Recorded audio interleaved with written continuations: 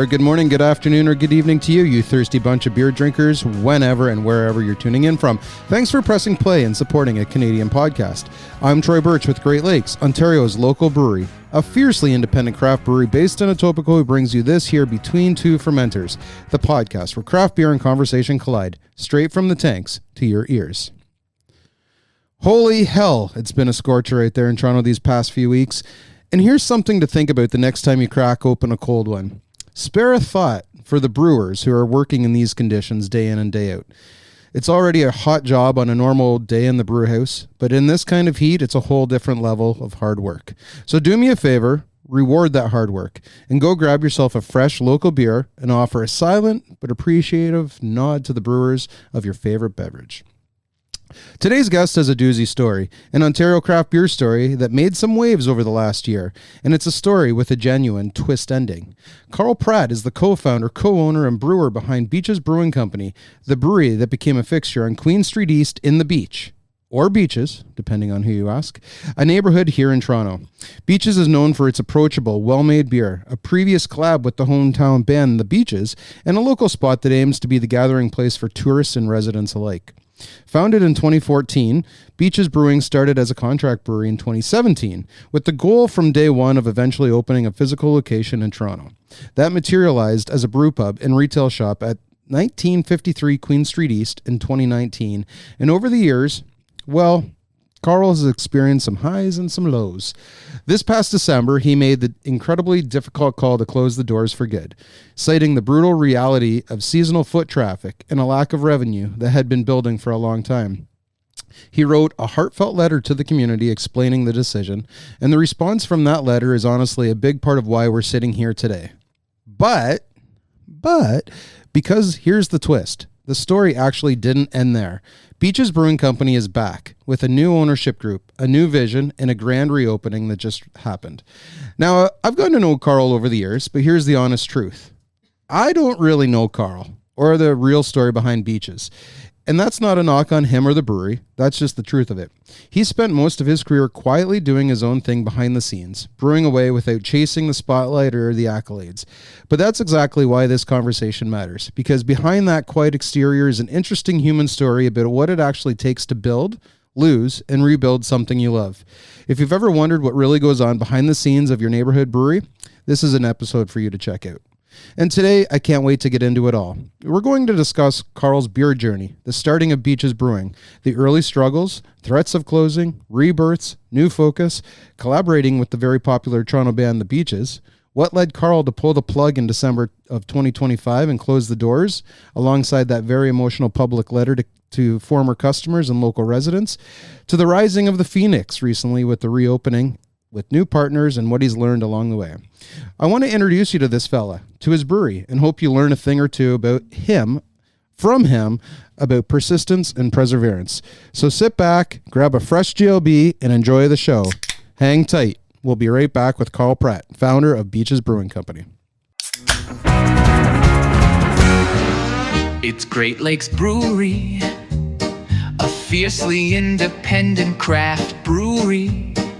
We believe in supporting communities, good times, and brewing amazing beer.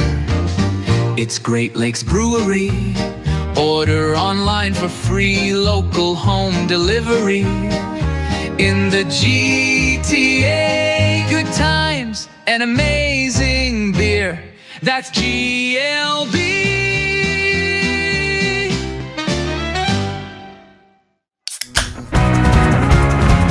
Good morning, Carl. Morning, Troy. Welcome to Between Two Fermenters. It's great to see you. It's been a while. Yeah, it's great to be here. And you took a long journey to get here today from the very far east end. Yes, yeah. And the beaches. You're here in glorious Etobicoke now. Yeah. There's a beer for you on the table. It's Summer Ale. You crack that sucker open and get right into it. This is now available all across Ontario. It's wheat ale with lemon and ginger. We're recording this early in the morning, and this is a nice pick-me-up, a nice morning refresher. I like it. You playing baseball still? No, took the season off. Yeah. That's how you and I first got to know each other. I'd been in the brewery before. I'm an East Ender, and I've been in there, but we never connected until I don't know how many years ago. Was it during COVID that we played together? I think just after. Just after, or just before. Out. Yeah, it's hard to keep track of. I've got 2 kids in baseball, so. But I'm really happy to have you here today because, as I said off the top, and it's no throwing shade on you, but you're a guy who kind of just does his own thing. When you look at the industry and you hear the name Carl Pratt, it's like, I want people to know who you are. I want people to know more about the brewery itself as well too. So I'm really happy that you're here today. But before we get into Beaches Brewing, I want to start with you. Who is Carl Pratt? Where did you grow up? What was young Carl like? From Mississauga. Born and raised in Meadowvale. I went to Waterloo for geography. Went into a GIS program after that, and then worked my way into now GFL environmental. Yeah, I was going to say before beer, what were you doing professionally? But I heard some Green for Life stuff. Yeah, it was in IT. Yeah? Doing what? It was called systems integration, and then we were doing like high density routing as well. So sounds fun. Yeah. I mean, I'm a map nerd. Yeah. So I'm a map nerd and a bit of a data nerd. So when it came to like COVID and home delivery, you could have been pretty resourceful and could have been routing a bunch of home deliveries. So how did craft beer first find you? I gotta say it would have been in how old am I? When did I hit 20? 2005. 2005, I worked a summer in Jasper. And then they had Jasper Brewing Company there, and first started to try different beers and figure out what I did and did not like. So was that before Green for Life? Yeah. So I was like 20 years old. Okay, so you baby boy. So you discovered Jasper, and so what one of the beers that kind of blew your mind, like something this is different than. It would have been their IPA. Like I loved IPAs for a long time now. Like I've mellowed out a bit in my old age, but your old age, you're not an old man. Appreciate you. Yeah, So it was IPAs and just the bitterness and the dry hop. So you were doing you worked there and you tasted the beer. You came back to Ontario, started doing your professional thing. But when did beer kind of say, I'm taking over your life? There was a friend of mine. He was he ended up becoming an innovation brewer at Mill Street. Okay. Ryan McDonald. Okay. And so he was living in Owen Sound at the time, and the boys would gather at his place. We'd go do a little mountain biking, and then we'd brew a batch of homebrew. Yep. And so we called it the Bike and Brew Weekends. And so him and I had the idea together, like we're gonna make a brewery. This is awesome. Like how hard could this be? He ended up getting a job as a production brewer at Mill Street and was like, I had to sign like a non-compete, so I'm out. Yeah. And I was like, okay, well, maybe I can do this myself. And that's really what sparked it. Was the GFL thing just not? It wasn't. Yeah, stroking the fires, or yeah. I mean, is it ever like a lot of these desk jobs? You're sitting there and you're just sort of going through the motions every day. Yeah. But I wanted to do something on my feet and with my hands and try and build a little bit of community. And I hate commuting. The commute. I really wanted to focus on something that was close to my house and the place that I live. So when you were working for them, did you come back to Mississauga, or by this point did you? I was in the beaches already. Yeah, you got to the beaches. I was in the beaches already, and commuting to Pickering or Vaughan, or having to go to like Halifax or Edmonton for work, and just wasn't my jam. Just wanted to settle and put down some roots in the beaches. So maybe before we talk about the brewery, maybe just give an overview of, for someone out there that's listening in BC or Alberta or Northern Ontario, what is the beach or the beaches in Toronto? Yeah, I'll credit my dad with this one because I had no clue it existed. I was living in St. Catharines at the time and got a job in Toronto with the company that GFL later bought, and I was like, I'm not a city guy. I don't really vibe with like living downtown or anything like that. My dad said, well, you liked Port Dalhousie in St. Catharines, you might enjoy the beach. And I was like, never heard of this. And so started looking for places in the beaches, and ended up making my entire life there. And you found something that you liked. Yeah. What drew you to the water? What draws anyone? Yeah. I think anyone that knows me knows that I'm like a bit of a like heat and sun and sand kind of guy, and that to me was the place to do it in the city. So you discovered the beach. Yeah. And so you discover that. Now, no, in your own words, what is the neighborhood? People talk about like it's got a bit of a towny vibe, where everyone knows everyone. Mm-hmm. I can see a lot of that's true. Having had the 6-month break and being away from it, it's amazing how many fewer people I see. Yeah. Yeah, just like you really get to know, even if you didn't know their names, you get to know the same faces that you see walking on the street every day. So it's a neighborhood that's in the east end of Toronto, right on Lake Ontario. Yep. Kind of stretches. There's a number of beaches that combine to make the beach. There's a lot of local shops. There's a lot of foot traffic along the waterfront and up on Queen Street East, and it pretty much goes from like what would you say, Coxwell to Vic Park? Is that kind of the that's about right. territory? Yeah. So that's the beach for everyone who does not know the beach. Like Carl did not know the beach before he got there. But let's talk about the brewery, because this is a beer podcast now. So tell me about the original vision for Beaches Brewing. So you started off. You founded in 2014. You got into contract brewing by 2017, then a brick and mortar by 2019. So just walk me through before the 2019. Just walk me through those 2014 to the 2019.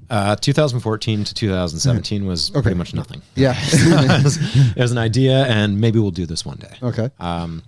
Once I decided to pull the trigger sometime in 2016, it was getting the brewer's license and trying to figure out how are we going to start this.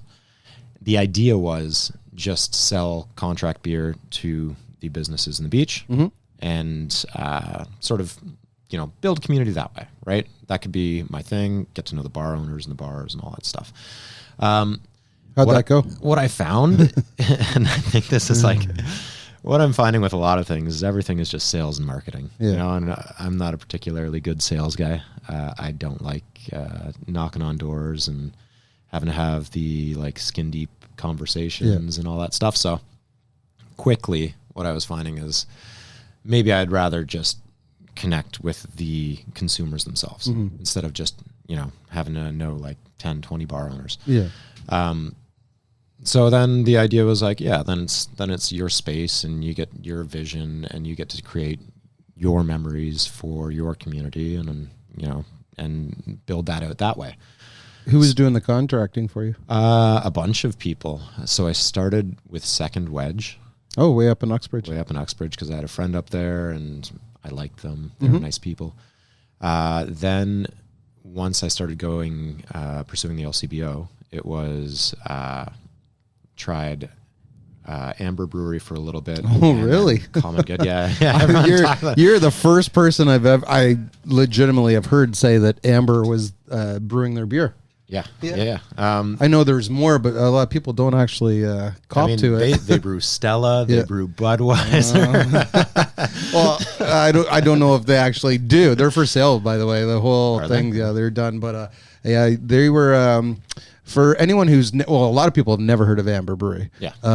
But you could go into a bar in downtown Toronto, all across the province, and you could see a bunch of multinational tap handles on tap, and you'd go in the basement, and it's all the same. It's beer. all the same beer from a company no one's ever heard of. I think they had a beer called Lone Wolf or Arctic Wolf at one point that you can walk along the Danforth and you still see posters in these old down and out bars that they're still saying Amber. I love the hustle. Those guys, they made it work. You generally piqued my interest with that. You're the first person I've ever heard say that. So, okay, so you went to Amber, and then after Amber, where'd you go?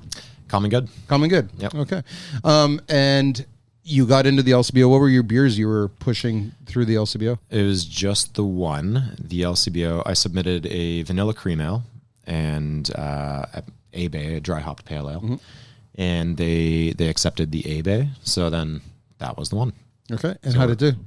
It did all right. Now I think there's more saturation in the market now. Everything's either like a lager or an IPA, and if you look at the numbers, the top sellers are all out of the top IPAs. 50 for craft. It's like 28 is all IPAs of some variety.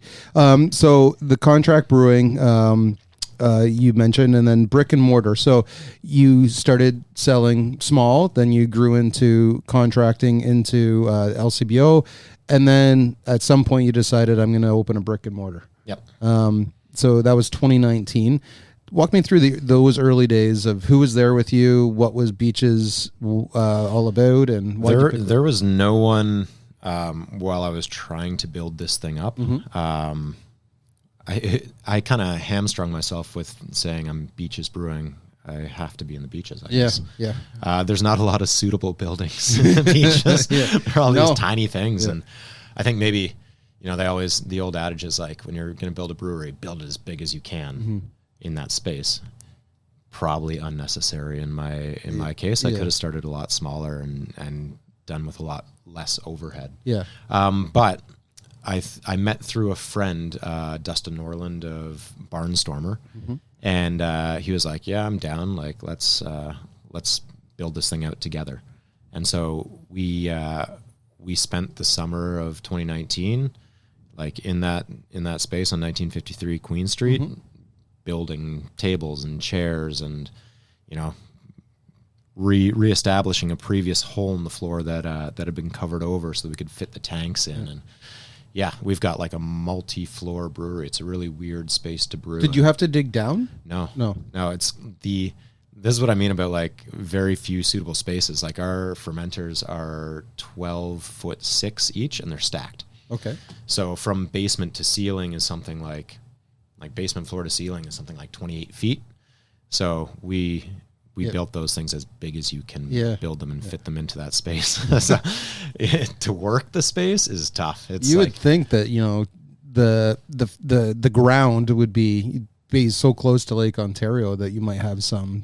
Yeah, the foundation's strong. The landlords did say no digging extra sumps or anything like that. So even for anything that hits the ground off of a fermenter, it's going through a little utility pump to a sink to an existing sump. Okay. So it's like, it's very much everything was a workaround to try and make it as efficient as could be, or not efficient, but inefficient, but like, as possible. Get it done. Yeah. I guess. So it was you and Dustin, and you got it open, but you had some challenges. Specifically, I think it was your retail store right away, was it not? You could not open a retail store? Yeah, we couldn't even brew. We started in September, and we had to wait till federal excise came and did their volume measurements on the equipment. And so we weren't even allowed to brew until March 2020. As you know, some other stuff happened at that time. So for the early bit, we were using our contract brewed beer and then white labeling some of Common Goods beers until we could get our own stuff going. Yeah. Wow. That's another thing. Didn't know about that. Yeah. So they really helped you out. Ajit and the team really helped you out. Yeah, that was still back in the Scott, Jamie, and Jimmy Mystery and Ajit days. Yeah. So you kind of mentioned, I was going to ask you, why did you choose the beach neighborhood specifically? But if you called the company Beaches Brewing, that makes sense. And you were living there, you didn't want a big commute. And like I said, I'm quite a summery person. So you're wearing a tank top today and no shoes in the studio, which is pretty cool. Yeah. That would be polite. I don't know. You're the first guest, I think, that has taken off their shoes, and I like it. So you chose the neighborhood. You got the building. I think, what was before? There before, was it that spot? Yeah. It was Was it a restaurant that used to serve craft beer called something with an M? The Beach House. The Beach House, and before that it was Peppery Cat. Okay. And then there was Works Burger. Yeah, there was a pet shop. There's a lot of different things there. People told us that location was cursed. Yeah. When we opened up, and like, nothing ever lasts here. Well, maybe that was an omen to come. I know, but okay. So you mentioned about the inefficiencies. Opening a brewery always sounds romantic. You said you and Dustin were making tables and building things up high, but what were the biggest realities before the doors actually opened? It wasn't the space wasn't a brewery before. You couldn't get the retail store license, like you said, or a brewing license. But what were the biggest realities before the doors actually opened? Because we were opening on Queen Street, where, rent is not cheap industrial property, right?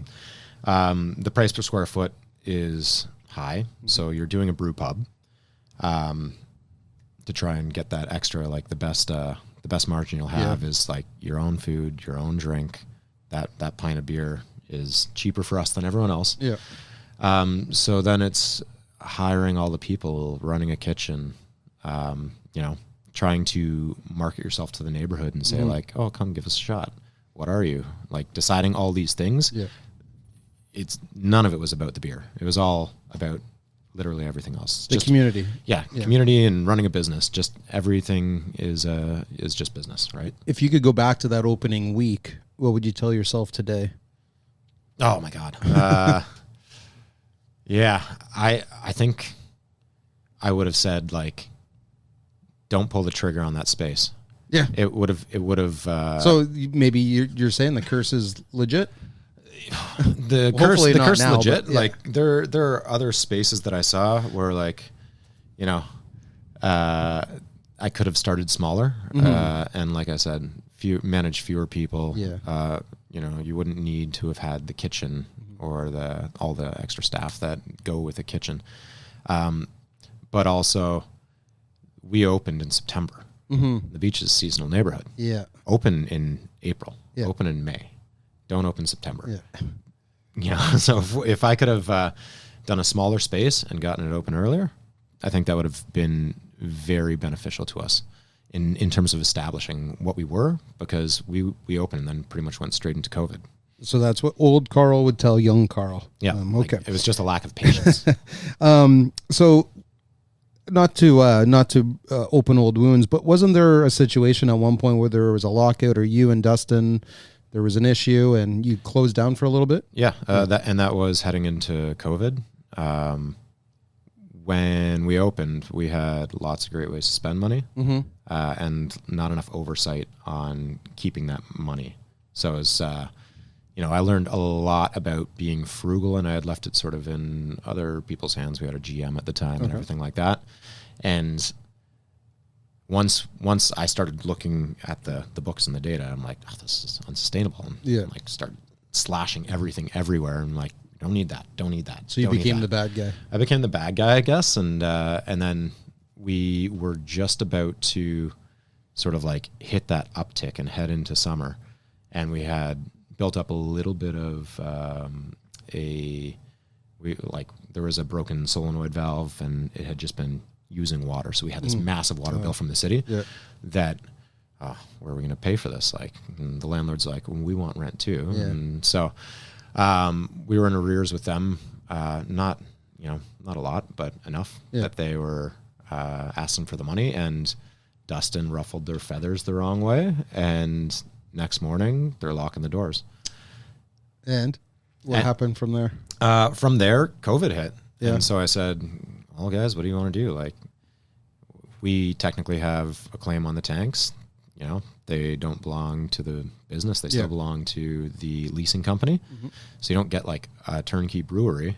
And you're going to be into this for how long with these lockdowns? What do you want to do? And so they're really amenable in their own self-interest to getting us back on our feet. So they sort of like helped us, to the amount that they could, and got us to the summer. And then it was just trying to figure out how do we make this go forward under a new business plan, because every 2 weeks, we were changing our business model because of the rotating lockdowns. Yeah. And when did it become just Carl? Oh, I can't remember off the top of my head, but sometime in that next like 8 months. Yeah. I think Dustin was at a place where he was like, nah, like serving tables and doing the grind, like he's 10 years older than me. It wasn't for him. You know, he's and you decided this is still something I want to really pursue and do, and you still had enough optimism that I can make a go of this. Yeah. And we had only just started brewing our own beer and getting to the good part. So I wanted to see it out at least. And you were brewing all the beer. Yeah. Where did you learn to brew other than just the home, or did you start just on the home just brewing? home brewing for things like recipe development. Yep. And then when Dustin and I set up the actual like commercial unit, Yep. just like a little 2-vessel system. It's nothing crazy. Yeah. Just picked it up there. Yeah. And you're on the fly. brewing today still. Yep. Every beer that's ever been brewed at Beaches is Done by me. Done by you. I mentioned how like the difficulties, but how difficult was it trying to stay positive publicly while privately worrying about like the business? Because you do have to almost be like two-faced, right? Like, I mean, hey, this beer everything's great. Yeah, this beer is great. The food's great, but you go behind this back into your office and you just start crying because you're like, yeah, how are we going to fix the solenoid? How are we going to, how are we going to do this? There's always a fire somewhere, right? Yeah. I can remember we were playing baseball one day, and I can legitimately remember you got a call from someone and you're like, I got to go. Like something broke, a fridge broke or a stove or something broke. And you're like, I got to go. Yeah. You find out like, unless someone's got skin in the game, nobody knows how to fix anything. Yeah. As soon as you have skin in the game, all of a sudden everyone can fix anything. So you can, if my fridge goes down at home, I can call you. You're going to know how to. I got no skin. I got no skin in the game in your home. But you can tell, but no, you laughed a lot when I asked you that. But seriously, what was it like? It's tough. Like you can ask my wife. Like she said that the last like 6 years, it's all I've been able to talk about at home is like everything's about the brewery. Yeah. So most business owners are like that. Yeah. It was stressful. It's like it's certainly not something that I would suggest anyone go out and do. The grass is always greener, I guess. But it was. I now am looking forward very much to not being the guy. Yeah. Well, let me ask you this way: you're saying you might not recommend someone to do it, but again, without shade. Well, do you think it's the location that had a lot of the challenges? Like, what if you open in like a small town that didn't have anything there? Like around your time, like the Kuchaching Brewery opened up in Aurelia, and it's been very well because it was like the brewery in the downtown. Yeah. Do you think? Yeah, I like my letter, which we're gonna get to today. Yeah, location is massively important. The beach has half of a catchment area because half of the catchment area is the lake. Yeah. And it is heavily seasonal where you can like walk across the street at 6:30 in December, like without looking left, no looking right, just walk across. You're going to be fine. It's a ghost town.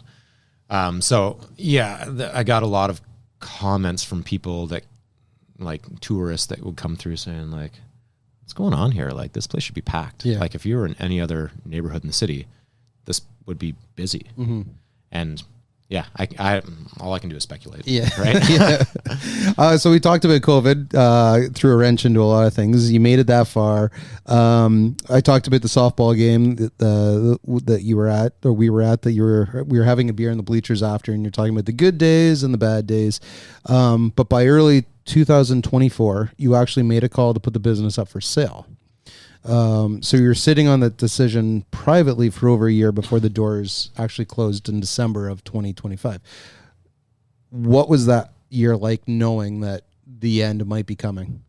Like we were never like rolling in cash, right? Mm-hmm. Every year we're scraping by the skin of our teeth.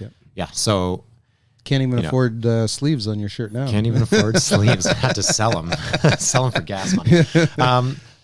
So for us, it was, waiting and hoping that something would change in maybe the how we connected with the neighborhood, the demographic that is in the beach, and whether or not they would, pick up what we're putting down. Mm-hmm. And so you do that enough times and you're just like, nah, this is it. It's not happening. Something that we're doing isn't quite connecting with the neighborhood. our regulars, they get it. They're all awesome people, all people that I would, like I said, sit down and have a beer with. But there are significantly more people that would never even take a second look at our business, right? So you just say like, I'm fighting an uphill battle here. Let's see if we can get out, and then if we can't, we'll just shut it down. Yeah. And so, but what was going on in your I was telling myself like, just enjoy it. Like, once you shut it or once it's gone, then, it's back to the real world. Yeah. Back to, working a desk job and commuting and all that stuff. So for me, it was trying to appreciate all of the last summer, especially where you're not too much worried about money and all that stuff and just have fun with it. And, I mean, it was part of our social circle, my wife and I, like, the regulars that would be there and having live music and just sitting out in the patio and talking with everyone that came through and everything like that. Before we get to the actual day that you closed, you did a collab with the Beaches. Yeah. How cool was that, and how big was that day? It was really cool. It was through like a photographer who had gone to high school, one of them, and he set me up. You can message her on Instagram or something like that. And, so it was right when they were blowing up, and they had 3 shows or 2 shows at History, and so like they're in the town, all that stuff. It wasn't too much of a collab. Yeah, I'll be honest. I was like, "What kind of beers do you like?" And they're like, "Crushable beers." And I'm like, "All right. What about like a Kolsch?" And they're like, "Okay." Yeah. So they picked the name, and I had my graphics guy do the little badge for the can and everything like that. And we were able to, because their show got delayed, we were able to, it was supposed to be in March initially and got delayed till the summer. We were able to get ahead of it and actually like have the beer ready and going. And they came to the brew pub. They did. They're so professional, man. Yeah. Like there's so many people like, "I made you this hat, wear it." And they're just like, "Okay." They're so patient. Like that's, I guess, the part of, becoming stars, is just having to put up with all. Did they perform while they were there? Nope. No. It was just a fan meet and greet. And And what'd they think of the beer? They liked it. Like, a couple of them have been customers before. Yeah. Where like they'd come with their friends. They're from the Beaches. Yeah. Right? Yeah. They'd come and do like trivia on Wednesdays or something like that. So, they're super cool. Nice. Well, we started getting into the sad part, then we got to some positive, and now we're going to go back to the sad part where you did make that decision to close. So December 2025, what day was it? It was the first. The first. Yeah. Okay. And it worked out really well. Walk me through that day. So we were at the point where it's like we're early into the winter. We know January and February are ahead. Suck, yeah. Yeah, they suck. Even December last year, like, I don't know, morale was down. People weren't spending money. So it just so happened that the weekend ended on the 30th, and I had planned a trip. So I was surfing in Nicaragua with a friend of mine, and we were at the point where it's like, well, we've got like enough money. We could probably do one more payroll, but we shouldn't. Yeah. We should just, once you can't pay your employees, it's not worth trying like that. That's when you can get in real trouble. And you lose any good graces you have. So, some of the ones, the more tenured ones, I had informed that this was probably coming. And then the other thing was any of my other longstanding employees that I had heading into the summer was kind of like, maybe you move on now. And then so by the time we had hit September, I had an entirely new roster of people. Yeah. That was probably challenging in itself. Yeah. But I mean, if you got a good attitude, you can learn to serve, right? Yeah. So they were all like new employees. They didn't even have their 3 months of tenure. So it was kind of like quietly prepping for this moment. Yeah. Yeah. And what was going through your head in those final days? With a lot of emotions? Was it? Before we get to the letter, you said a lot of weight lifted. was lifted from your shoulders. But those last, let's say 2 weeks or a month. I had, because we had seen it coming for over a year, right? It was like, it wasn't so much like this welling up of emotion. Yeah. It's something that I had been internalizing for quite a long time. Yeah. So I wasn't particularly emotional about it, but that feeling of actually saying like, I'm not going to fight anymore. I'm not going to fight this. I'm just going to walk away. That was the weight being lifted instead of having to worry about, a million different things. Now all of a sudden those worries are gone. And it must have felt pretty. It felt pretty good. Yeah. Yeah. So despite it being a sad situation, like disappointing that all that hard work had evaporated, it was like still, the worries are gone. Yeah. It's probably like, passing away and being high out of your mind on morphine or something like that, There's a lot of neighborhoods in Toronto that have a brewery or a brew pub, and with the closure of Beaches, that part of Danforth used to have something. They closed down. Then you closed down. There wasn't really anything else. You have to go to left field or Godspeed on the other side. But you made a note. You wrote a heartfelt letter, and that's one of the reasons why I said at the top to have you on today, because I read that letter and I could get the emotion coming from you on that. But I know some of the wording kind of pissed off some people, and some of it was like, oh, this guy like really cared about his business and the neighborhood. But you wrote, it was called Peace Out Homies. And the one line that really stuck with me was that it made you feel lighter. Like you could finally stop and get back to a more normal life. So you said you were kind of building up for that, but on day 2, after you wrote the letter and you closed the doors, day 2, waking up going, I don't have to go in to do this today. What was that like? Like after you give yourself a couple days to... It was still kind of, you're still dealing with it. You're dealing with like any of the assets that you have taken and want to do something with. You're dealing with having to shut down your accounts with all your vendors and hand over, like the business and the liquor license and everything back to the landlords, declare bankruptcy for the companies because we still had like a CEBA loan at that time. Okay. All these things are still kind of weighing on you, but you've made the decision at least. Yeah. So it still wasn't like I was still dealing with it for, a month. Yeah. Months. Yeah. And then your letter, you were very candid about what you wouldn't miss. The 7 months, barely anyone through the door. You mentioned that the December night at 6:30 and there's no one on the street. Saturday at 6 p.m. with not a soul in sight. The fear of a single rainy day wiping out the difference between 4 tables or 40.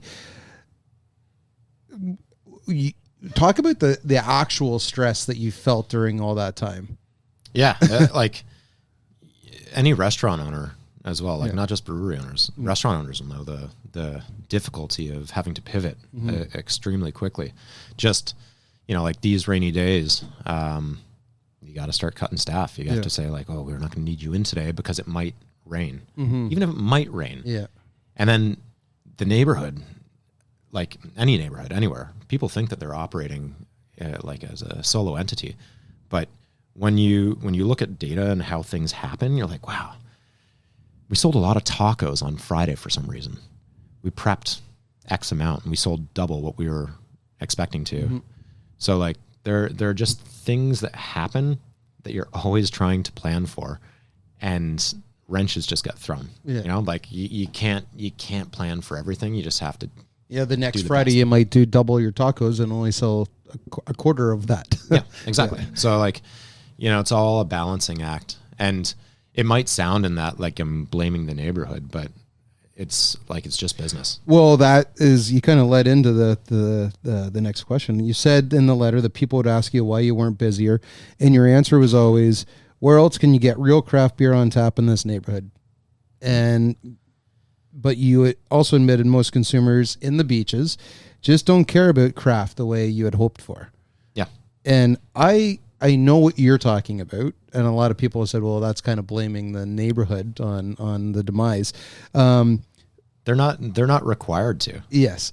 Like that's my fault more than anything. Just not like for choosing the location, for not knowing the location that I'm starting in. So what I always thought of the location, the beaches just in general with any business is people like to work they work downtown, then they eat downtown. They come back to their big homes and they don't leave. They bring in, maybe your retail store was busy or whatever, but that they don't leave. They like to get back and they have this big house. And but when you wrote that line that people just don't care about craft in the neighborhood, what was that message that you were trying to say?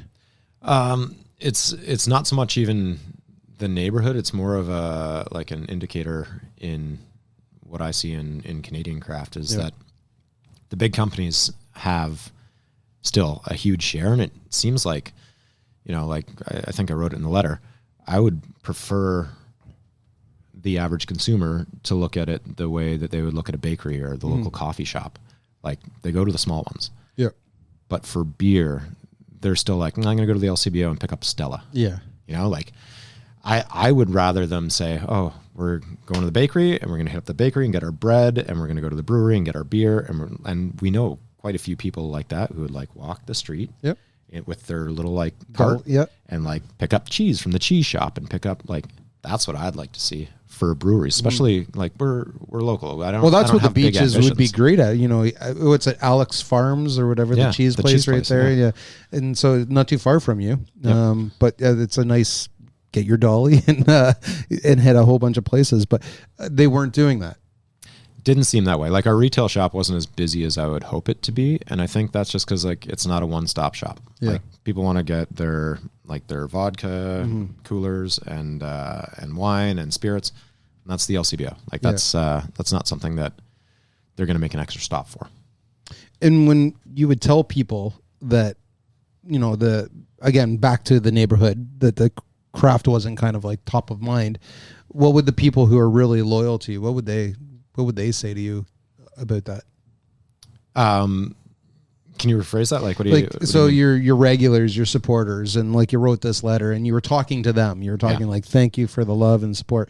But then they see this and like the neighborhood didn't support us. No, they know me. They like, I've told them that, to their face.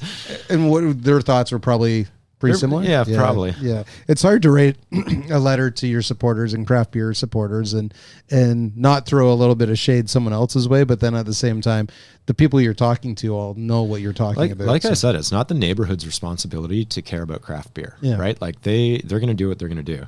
Yeah. It's my responsibility as a business owner to choose a correct location and make the product as good as I can, right? So you thanked your wife and your dad specifically in the letter too for the emotional and financial support, for being a sounding board. You mentioned that your wife said like 6 years of just you talking, nothing but the brewery. What role did both of them play getting you through the closure? My dad the whole way through was like he's an accountant by trade and serial entrepreneur. So he was just like the kind of person you'd want to have in your corner, especially as a sounding board. And he always helped with the finances and stuff like that. And he's incredibly meticulous. So that helped figure out, when we're going to run out of money, why we're going to run out of money, all these things. And then my wife, there were so many winters where I couldn't pay myself, like someone's got to feed me. Yeah. So she took that on. Like she was the ultimate teammate in terms of just putting up with my shit, number one, and number two, like dragging me along financially. Wives and partners are always, kind of the unsung heroes. Like, was there a point over the 6 years where she said, keep going, like this is what you want to do? Or was she starting to say the same thing? Like, I think we were both sitting around after like maybe the 4th year, and it's like, God, something's got to change. And then by the 5th year, it's like, no, we gotta like get out of this while we can. When you wrote the letter, did you think it was going to resonate with people? So I'm not sure how it resonated with people, honestly. Like I know in the industry there was a lot of talk about this letter that was out there that like I don't have a lot, like I don't, like you said, I'm kind of like off on my own. Yeah. I don't have a lot of industry friends other than like you and some of the other close breweries. Yeah. So I don't know how it really hit. Yeah. Well, a lot of people were saying like, poor fucker. But then they were also saying like, it's a tough go in that location. And I do ask a lot of industry people, like, have you ever been? Were you ever there? And they're like, no. I mean, there's 4 guys that own breweries that live in the beaches. Yeah. None of them started a brewery in the beaches. Yeah. And have they ever been in? No. Previously, yeah. And that's what I'm saying. Like, but when you own a brewery, you go to your brewery. No, you got to go. We're going to, this is, dating the podcast, but like, our team at Great Lakes, we travel around to other breweries just for the fun of like, oh, we've never been to Beaches. Let's go to Beaches. Mm-hmm. And so tomorrow we're going to the Granite Brewery. We've been there many times, but they have the best lamb curry in the city. So we're taking our leadership team there for lunch. But yeah, no, you got to get around. You gotta. But your letter did resonate with a lot of people. What kind of responses did you get from your supporters? They were all kind of gutted. Yeah. These, like the regulars, were people that you'd see a few times a week. Yeah. So they were surprised, which means I was doing a good job of like, keeping the positive, friendly face up. We were talking about that publicly, the public positive and behind the scenes. Yeah. But yeah, they're just, I think, we were kind of like family, right? So I think they were more concerned about me than the product. Yeah. Or like having their place to go. And that was like, again, one of the points of guilt that I felt was like, you've got this group of maybe like 30 people that you see multiple times a week, 50 people that you see maybe once a week. Mm-hmm. Where are they going to go? Like, I believed in my product, especially like the food and the beer, and like we tried to be like a monster for value. Mm-hmm. And that's why, especially in the beach, that yeah, I mean, like the pub food in the beach largely is like trash, right? So, when we have a Red Seal chef doing all of our stuff, and I said, like, if we're going to do something, make sure it's good, do it well. We didn't have coffee, because unless we're going to do good coffee, what's the point? Yeah. Right. Same thing with like desserts. Unless we're going to be like making our own desserts, why get it from a box? Yeah. Like, you can get frozen dessert and eat it at home. Mm-hmm. So I Louis McCain frozen cakes are pretty good, delicious, deep and delicious. Looking back, what did that support mean to you? You said it kind of validated what you were doing to some, but absolutely, it validated. Like these people, like they're all close enough. They got it. They understood what I was trying to do there, and they believed in it, and they believed in the product, and they're all fantastic people. So you ended the letter saying you learned the importance of time and location in business, and that for Beaches Brewing, neither had ever been quite right. So looking back, because after we come back from the break, there's a rebirth, but do you still feel that way? Yeah, I think so. Yeah. Okay. All right. Just short answer. Yeah. Well, we're going to take a quick hydration break, and when we come back, we're going to talk about the reopening of Beaches Brewing Company. Hang tight. Well, how's your doodle? Rollin' Baggage here, rolling solo down here at Sunnyside Beach. I's likes to get here nice and early to grabs me some prime sandy real estate. I lays out me towel, slather myself liberally with tannin butter, and soak in some tasty vitamin D. Speaking of tasty, looky in me cooler box. A whole gaggle of Sunnyside Session IPA. Big on the taste, low on the alcohol. A springtime, summertime, anytime treat, and a permanent staple in the grips of me fingers. Oh, and check out the can to see a brand new me. Been lifting some iron to boost me biceps, triceps, and me deltoids. You know what they say, sun's out, guns out. Work your tan and crack a can of Sunnyside Session IPA. Yes, listen to Roland Baggets and get out there and get some Sunnyside Session IPA. The springtime, summertime, anytime treat. Okay, the rebirth of Beaches Brewing Company. So December 1st, 2025, the doors are closed. The letter goes out. But let's put that behind us. The closure's over. Let's get to the good news. Most brewery closures are indeed closures. There was a wave of them that happened around that time. and over the last 3 years, there's been a big wave of breweries closing down. Brew pubs, big and small, breweries, big and small. But yours didn't. So how did the reopening even become possible? It was made possible through a restaurant connection that I had with a guy named Krishna Goodell. Previously Cumin on the Danforth and Kingston House on Kingston Road. He's wanted a brewery for a long time, and he's got his own like spin-off brand that he's working on. And so I messaged him and I'm like, want my brewery? And he was like, yeah. So he was in it to take on all the risk and everything like that. And he put together a larger ownership team with Stefan and Rajesh. And Rajesh is the chef? Yeah, he's one of the chefs. Yep. He's the Indian side Okay. of the French Indian fusion. Okay. And Stefan being the French The side. French side, yeah. So they approached it as a team, and Krishna was very, very adamant, like, no, don't close it down yet. No, like, give me a little bit of time. I'm going to figure something out. And to his credit, he has figured something out. I know Krishna. Cumin is one of my favorite restaurants. He's not with them anymore, right? But he used to, I put a order in and he'd deliver it himself to my house just to talk about beer. Yeah. And it was always that he's such a great guy. So they all came together. He brought everyone into the picture. You've described it as the perfect storm.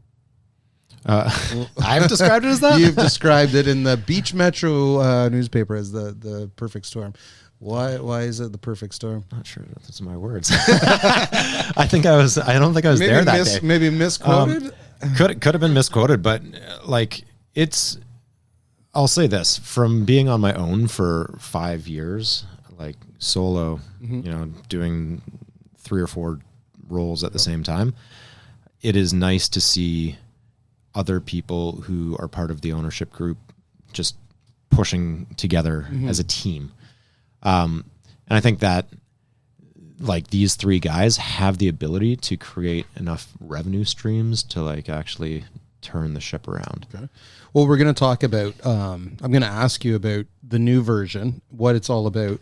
But before getting there, did you ever hesitate at all before agreeing to try this out? Yes and no. Like, I'm not an owner anymore. I'm just the brewer. Yep. So for me, it was no risk, like sure. Yeah. If you guys want to try it, have at it. I like Krishna, I like the guys he's brought in. I'd rather go to that than like someone like a vulture that's like trying to peck at the scraps. Right. Okay. And are you an entrepreneur though? Are you ever going to try maybe? Well, I don't think so. No, okay. I think you know what I was going to ask you there, right? Yeah, I think having gone through that in the last 9 years of my life now, it's time for a little more stability. Okay, all right. What felt different the second time around going into this? Okay, so you mentioned like the less of I'm just brewing the beer now, but yeah. So it feels a lot different. Like I had touched on earlier, just like having when it was just me, it like if I'm not there, you feel the momentum die, right? So taking a vacation or whatever, like you'd come back and it's chaos. Like things will have broken. They're just like, I don't know, it's just broken, I guess now. You're on vacation. I didn't tell you. Yeah. So having like a larger ownership team of people all trying to like row the boat at the same time together. Awesome. Like I think that was one of my shortcomings is not trying to find partners earlier because there's only so much you can do, right? Yeah. One time my parents bought this like 3-in-1 like paddleboard, windsurfer, something or other, and it was just kind of shitty at all those things. So when you're one person getting stretched really far, it's tough to focus on being really good at anything. Nice analogy. Did the letter ever make any like sitting around with the 3 new owners going like, or the partnership team and the ownership team going, we got to try to bury that letter that you wrote? No, I think everyone focused more on the emotion behind it rather than like throwing shade one way or another, Yeah, right? yeah. I think they were just like, once, and the beach loves a new thing. So, as soon as it was like decided we're going to reopen, it was more like, let's go, let's celebrate it. Yeah. Let's say like, it's going to be entirely new, try and get the word out there that this is going to be, same, but different. The reason I ask so much about the letter is because when a brewery does close, you don't see those kind of things. Like you don't see a heartfelt, big public letter. I'm a pretty candid person. Yeah. Like I don't see like the point in keeping secrets. Well, I have it framed in my office, so just so let's talk about the new version of Beaches Brewing, because you mentioned French and Southeast Asian influences in the kitchen. So how different is it than it was before? Very different. Yeah, I really wanted to come in before we did this, just to have a beer, sit at the bar, and go look around. Because, like I said, I've been to Beaches numerous times, gone back after baseball, or our art director and I, we both live in the East End, so we used to go in just to have a beer on a Tuesday night or whatever. But it was kind of like surfy, beachy, like California-ish, and now it's a lot more mature. Yeah, it's clean comfy and polished. Seats, Okay. Cushions on all the seats. Yeah. Like fancy tables. Yeah. Is it like the bar is all polished? And the bar was always polished. It's no, but I mean like sorry, it's like is anything changed with the bar? The taps are all same look, or everything's just taps elevated? are the same look, but the interior is completely different. Yeah. The color scheme has been toned down to be a little more like evening sunset sort of vibes. Different color, like the floor has been redone. Lighting, which was always a bit of a, like, restaurant owners all understand lighting is important. Yeah. Lighting has been upgraded and I think looks really awesome. So like the feel is a lot different. Yeah. And we still have our old Cafe Tio patio, so that is like a relic from what it used to feel like. People still eat Popeyes on the patio? No, Popeyes is gone. It's gone. It's Gus Tacos now. People eat tacos on the patio Gus now? Tacos has their own patio now. Okay. Yeah. They can eat Gus Tacos on their own patio. They're always pretty good. I do remember you telling me about that before. Like people would go buy Popeyes and then sit on your patio and eat it without buying a beer. Yeah. And then they're like, no, just this one time. It's like, no, get out. So the new direction leans into elevated dining. Yes. Yeah. More upscale lounge feel, like you said, kind of colors and just a different vibe. Do you think the previous Beaches drinker supporters are down with that, or it all depends. Like the food is phenomenal. Like I quite enjoy the momos and the biryani, and like everything that I've tried is fantastic. But it definitely, like I said, we used to be a value monster where like our everything, like our cocktails, our wines, everything was priced with the intention of value in mind, right? This is elevated. So it might not hit the same way with those people. Like one of my regulars said, you know me, I'm like a palapa guy. Like I like, just basic stuff, but he's also a beer guy. And so he's going to come for the beer anyways. Yeah. So it all depends on what the reason was that they were there. Other people, maybe not. Some people like miss that there's wings. Now the wings are like dry tandoori wings, cooked in a tandoor. They're really good. Really good. Yeah. But it might not be the pub grub that people came to expect from us, right? Yeah. Tandoori chicken wings. I've had those wings before from the other place. Really good. So Christian has talked about wanting people to feel like they've walked into, and his quote is, your mom's best friend's house, which is a fun quote, while still being able to watch the big game. So when you're brewing a beer, do you look out and see that vision as well? It's a comfortable place. Yeah.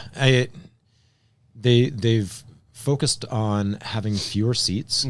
So it's a little more of a premium kind of feel. There's maybe 20 less seats in the restaurant now. So you've got a little more space. Everything's a little nicer, more comfortable. So I can see that. Okay. Hopefully that translates into like winter cozy kind of vibes, right? Yeah. And now that you're not wearing every hat and you're just brewing, talk about the beer lineup. And are you reviving old recipes? Are you? Yeah. What's the beer look like? So the beer, my methodology on it was always try and make everything as approachable within the style as possible. So, our IPAs are 0.5% alcohol less and maybe a little less bitter, but still like huge dry hop. Yeah.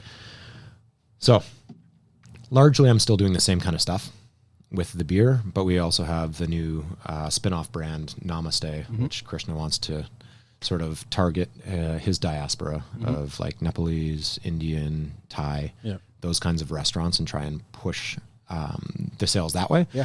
So we are developing new recipes that way. So, sorry to cut you off. Is that more in the future, like not a contract because you have your own? Yeah, it's his brewery. It'll probably be like Namaste by Beaches or something. Like that. Beaches like tiny, like, for sure.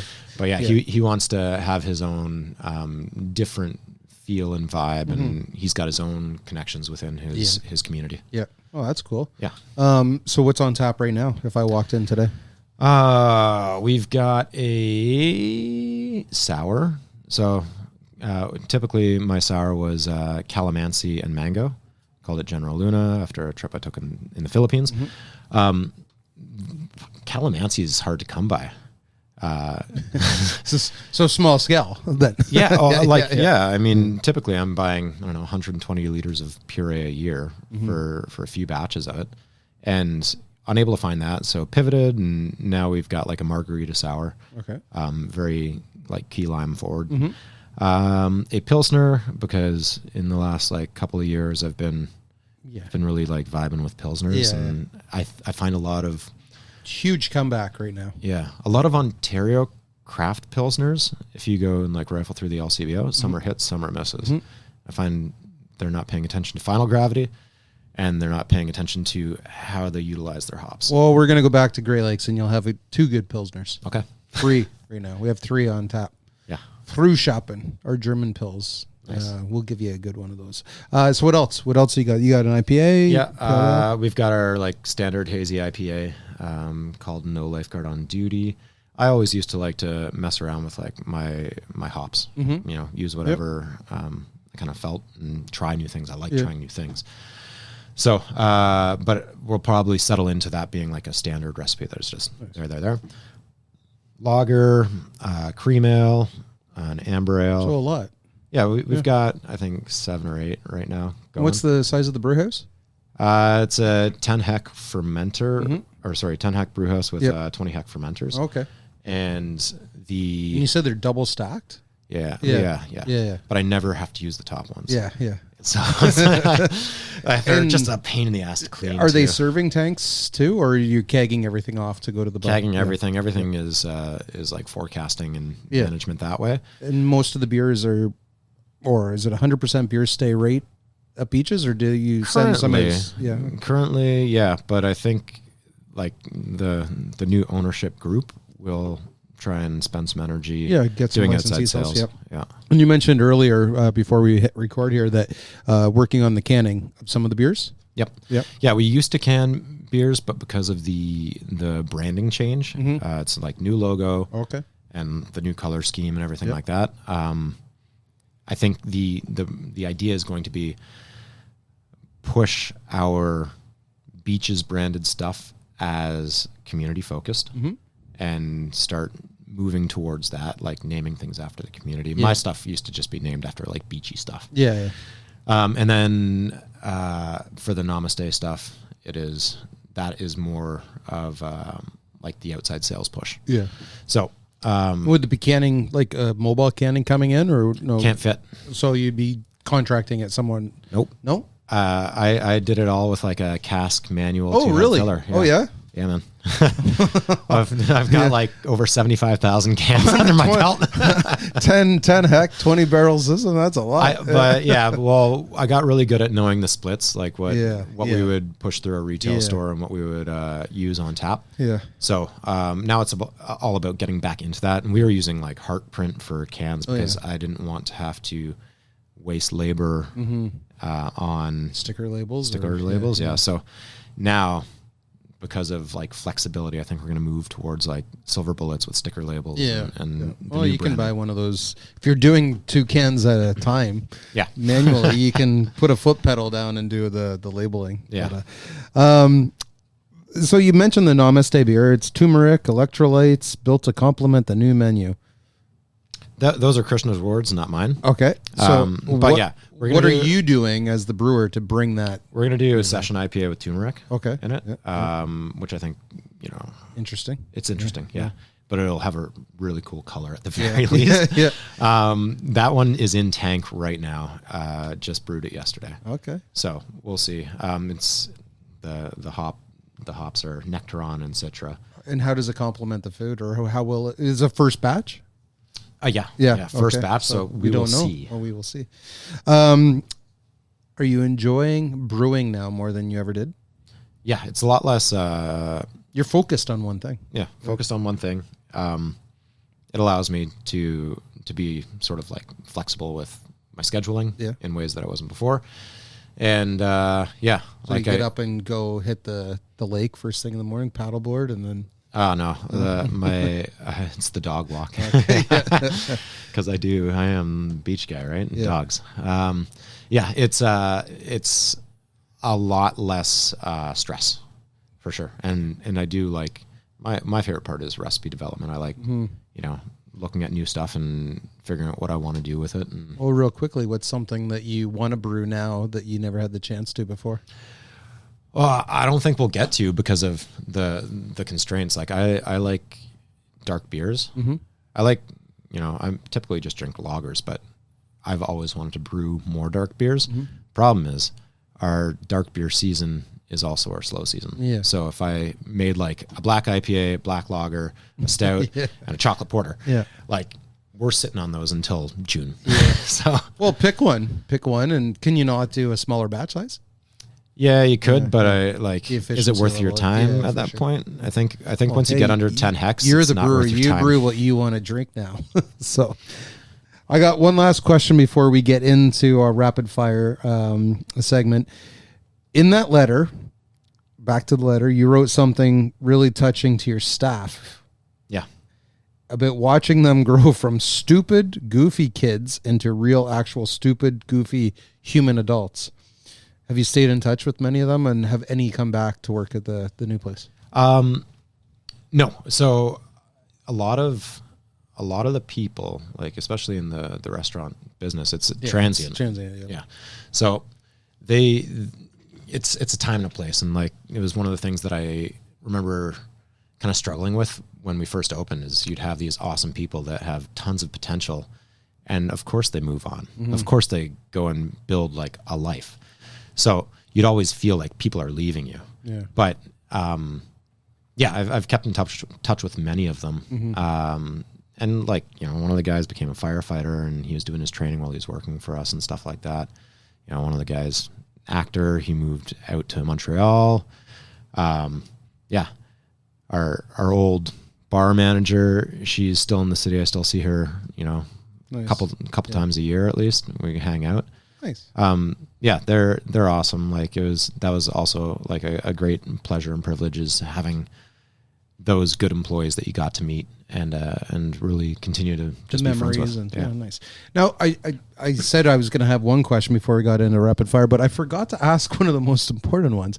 When did the reopening actually happen? This should have been asked a long time ago, but early May, so Early just May. recently. Or sort of mid-May. Yeah. Okay. Well, actually, we missed the long weekend. So it was just mid to after late May. Yeah, nice.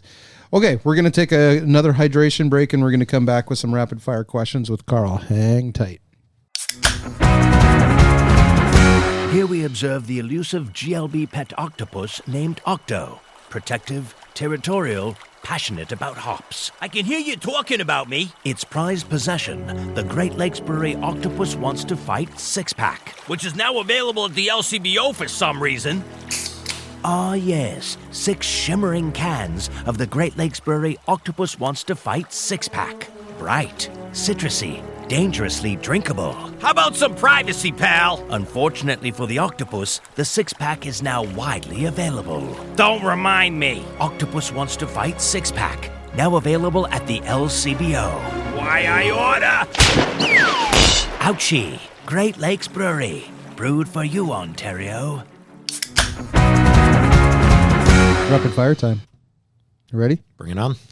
What beer have you been enjoying recently other than your own or a GLB? Like I was saying, I've been into Pilsners. I can't remember the Ontario Pilsners that I've been enjoying, but other than that, Czech Far. Czech Far. Yeah. Name a brewery that consistently impresses you. From a holistic sense, something like Sawdust. Yeah. Where I feel like they nailed their branding and they got their presence out there within the province, also GLB. Like they picked it up not only by having good product, but by having good business sense and getting to expand and become like a large presence in Ontario. I think that's what I'd like to see, is more breweries sort of like graduate from the local brewery to a regional brewery. Taking market share from the big ones. Exactly. Yeah. That's my hope and prayer for every craft brewer out there. Name a person in the industry that has or continues to inspire you. Oh, I don't know. Because I said I'm so like disconnected from the industry. I'm trying to think. We're gonna get you out. We're gonna get you out to some events soon. Yeah. Okay, we're gonna put a thumbtack in that. Yeah. One business decision you've done that you'd like to redo. I think like not pulling in more people to share the load. One you'd never change. I was very proud of our product. You know, I'm happy with what we were putting out there. And favorite beer you've ever brewed? Okay. On a brew day, I like lagers because they're the simplest in terms of like cleanup and stuff. I hate cleaning up. They're also the hardest to brew, are they not? It's simple. It's like cooking, right? Like I consider some brewers bakers and some cooks, and I'm more of a cook. Yeah. So I'm just following the principles. Okay. But in terms of like, again, like when we're looking at a beer that I thought I had great branding and great like final product and everything, where it was something that I thought like, damn, everyone should try this. Key lime blackberry goza. We called it Daydream. Key lime blackberry goza. Yeah. It was called Daydream. It had this like sort of like velvety looking purple can. And so it just really fit with our branding. And I was just like, I wish everyone could try this beer. I always liked your session. Was it a session IPA or session pale ale? I didn't do too many session IPAs, but it would have been back probably when we were, I really like that beer. Softball. If you weren't in beer, what would you be doing? I'm trying to figure that out right now. Something outdoors? I don't know. I don't know. Now that I've gotten to do something, with my hands where I was moving around a lot, the grass is always greener. Maybe take something that is stable and less all-encompassing in your life, right? So maybe back to something with maps or city politics one day, maybe. Yeah, maybe politics. Best time and place for a beer. Yeah. Okay. This is like summer in Toronto to me, but I had a hockey skate at Bill Bolton Arena, which is around like Bathurst and DuPont. And we had this like, it started as a league and then slowly people moved on, became a shinny skate, and it was in the evening. So we'd get out at about like 10 o'clock and it's a city arena. There's no parking, street parking, and it's got a park right there. And so out there post hockey with the guys was just like, core Toronto summer for me. I thought you were going to say Q Beach in the bleachers. with those creatures? With those creatures, yeah. Those guys were pretty. Those were something. Best best brewery you've ever toured? Oh, I guess I have done a GLB tour, by the way. Oh, have you? In the past, yeah, with Common Good. Oh. We hit you guys up on a Christmas party one time. Okay. Yeah. Okay, we'll take that one. Let's. And last one. If you could have a beer with just one person in the whole world, dead or alive, famous or not, who would you choose?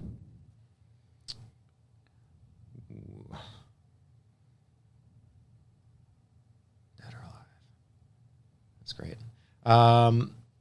You know, I'd be remiss if I didn't say my friends, like any of my friends, because like they're like the ride or dies, right? Yeah. Or my wife. Yeah. You know? Okay, there you go. Yeah. Brian Tiffy, it's not you, buddy. Carl. I think he knew that. Carl, thank you for sharing not just the successes today, but the difficult parts too. It takes real guts to talk publicly about a closure, and even more to open the doors again, in my opinion. So I think listeners are going to walk away with a whole new appreciation for what it actually takes to build and rebuild a brewery. And I hope they've gotten to know you a little better and what you've created over, I guess, the better part of a decade now, or more than a decade at Beaches Brewing Company. So thank you very much, and cheers. Thanks, Troy.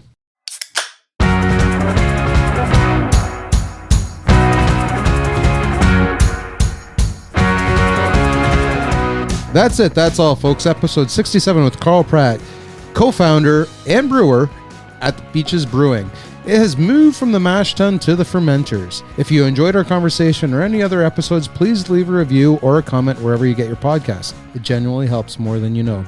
Today's episode is fueled by Summer Ale, which you can now find all over Ontario at LCBO stores and online at greatlakesbeershop.ca. You can visit the brewery at 30 Queen Elizabeth Boulevard in Etobicoke or grab some delicious eats and fresh pours at our brew pub at 11 Lower Jarvis Street in Toronto. If you have any content you'd love to hear us discuss on the show, guest ideas, or just want to tell us what you're drinking, drop us a line at podcast@greatlakesbeer.com. Until next time, please remember to keep tipping your glass of fresh JLB in the right direction. Supporting local never tasted so good. Namaste.